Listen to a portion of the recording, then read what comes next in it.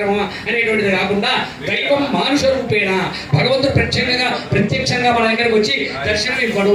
ఏ కొద్ది మందికో దర్శనం ఇస్తాడు, అది కూడా ఎక్కువ ఒక రెప్పపాటు మాత్రమే దర్శనం దాన్ని పడుకోవాలి. అది ఒక యోగికి ఒక జ్ఞానికి మాత్రమే జరుగుతుందనగా అటువంటి చక్కగా ఆ రాముల వారి అసాధ్యం తమకిం వద రామదూత కృపా సింధో మమ కార్యం సాధయ ప్రభో.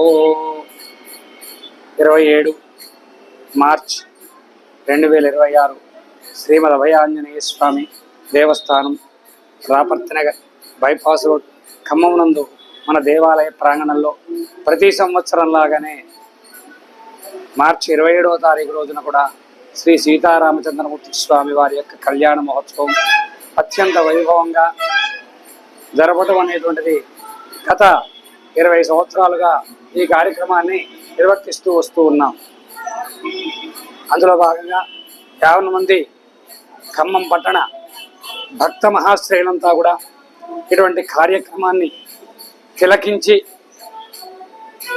ఆ యొక్క స్వామివారి యొక్క అమ్మవారి యొక్క కృపకు పాత్రులై స్వామివారి చేత ఏర్పాటు చేయబడినటువంటి అన్న ప్రసాదాన్ని స్వీకరించి భక్తులంతా తరించి పునరావృత శాశ్వత విష్ణు సాన్నిధ్యాన్ని పొందవలసిందిగా. ఎందుచేతనయ్యా అంటే అనిత్యాని శరీరాన్ని విభవోనైనవ శాశ్వత నిత్యం సన్నిహితో మృత్యు.